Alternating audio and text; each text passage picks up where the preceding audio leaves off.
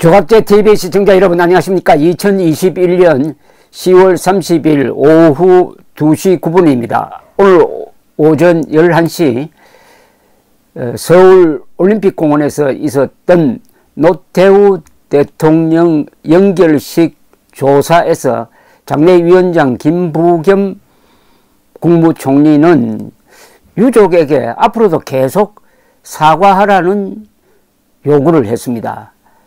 조사가 아니라 훈계처럼 들렸습니다. 노 대통령의 공적 중에서 제일 중요한 것은 뺐습니다. 6.29 선언에 의한 직선제 개헌, 그리하여 제6공화국을 연 분이다 라는 요거는 싹 빼고 올림픽 북방외교 중심으로 이야기를 했습니다.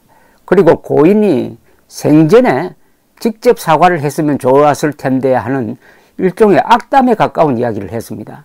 10여 년 동안 누워 계시던 분에게 할 이야기입니까 이게?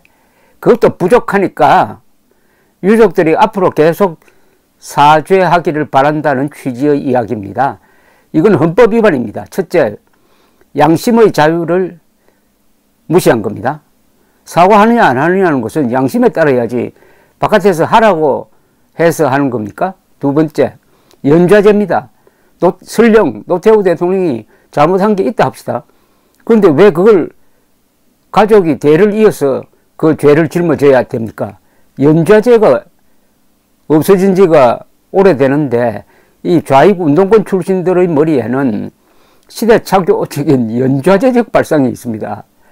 이런 생각을 가지고 알츠하이머를 앓고 있는 90대 노인 전두환 전 대통령을 이렇게 괴롭히고 있습니다. 그나마 위안이 되는 것은 조사 이후에 노재봉 전 국무총리가 등장했습니다. 노재봉 전 총리는 유명한 서울대학교 정치학 교수이시고 노태우 정부 시절에는 청와대 특보 그리고 비서실장 국무총리를 하신 분이고 지금도 애국 활동을 왕성하게 하고 있는 분입니다. 이분이 울먹이면서 읽은 추도사가 내용이 참 좋습니다. 역사의식이 있는 추도사입니다. 김 총리의 조사에는 역사의식이 없습니다.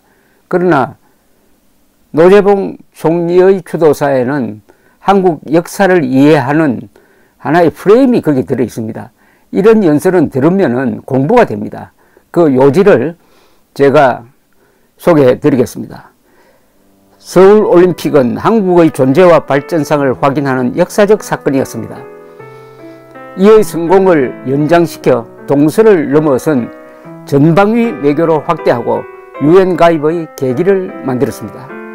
각하가 부르시던 손에 손잡고 벽을 넘어서란 노래가 아직도 귓전에 생생합니다.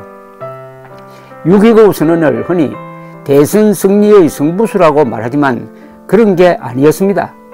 이승만 대통령의 건국, 박정희 대통령의 산업화, 전두환 대통령의 흑자 경제를 이어가면서 등장한 시민사회의 출현에 대한 국가체제의 변화였습니다. 각하는 물태우라는 이야기가 나올 때면은 이것이 시민사회의 능동성을 보여주는 좋은 징조라고 여겼습니다. 각하는 여러 번 이제 군 출신 대통령은 내가 마지막이라고 말했습니다. 역사적 배경이 있습니다. 이승만 대통령의 영단으로 1951년에 4년제 정규 육군사관학교가 출범했고 일기생들은 목숨을 걸고 나라를 지키는 과정에서 국방의식을 체득하였으며 현대 문명을 한국에 접목시키는 엘리트들이기도 했습니다. 이들이 보기에는 한국은 국방의지가 없는 난장판이었습니다. 그들에게 있어서 국가 통치 기능에 참여하는 것은 숙명이었습니다. 노태우 대통령은 시민사회의 성장으로 이제 군인들이 이런 숙명에서 벗어나야 한다고 생각하셨고 그것을 몸소 실천하셨습니다. 노태우 대통령 각각께서 이루지 못한 꿈이 있습니다. KTX를 서울을 기점으로 하여 남쪽으로는 일본과 연결하고 북쪽으로는 북한을 지나 유라시아 대륙을 관통하여 유럽과 연결하는 것이었습니다. 해양의 길을 튼 이승만 박정희 노선을 이어받되 대륙의 요소를 보완하는 평화의 길, 그 꿈을 우리에게 남기고 떠났습니다. 대한민국은 지금 적개념도 지워진 실존적 위기를 겪고 있습니다. 시대착오적인 종족적 민족주의로 국민들이 고통을 당하고 있습니다. 시민사회의 존재도 위협받고 있습니다. 인간은 역사를 만들지만 역사를 이해하는 데는 부족한가 봅니다. 통치의 도덕성은 절제에 있다는 것이 노태우 대통령의 리더십이었습니다. 역사는 그러나 휘어지면서 전진하는 법입니다. 어떻습니까?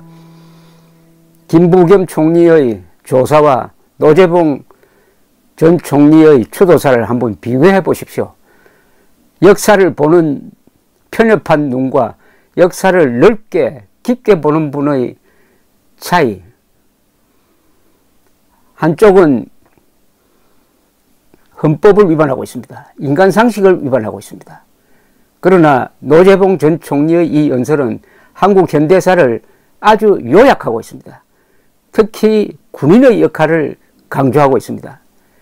군인들이 6.25를 겪으면서 나라를 우리 손으로 지켜야 되겠다는 의지가 있었는데 나라의 형편은 그렇게 되지 못했다. 그러면 군인들이 방관자로서 정치적 중립이라는 이 신조만 지키고 있을 수 있었겠느냐. 자동적으로 국가 통치 기능에 참여할 수밖에 없었다. 더구나 당시의 국군 장교단은 우리나라 전체에서 가장 선진된 문명을 체득한 사람이었다. 그래하여 5.16 군사혁명과 그리고 12.12 이후의 두 번째의 군사 개입으로서 국정에 참여할 수밖에 없었는데 그 사이에 국가발전, 경제성장이 성공해서 한국의 시민사회라는 거대한 힘이 길러지게 되었다.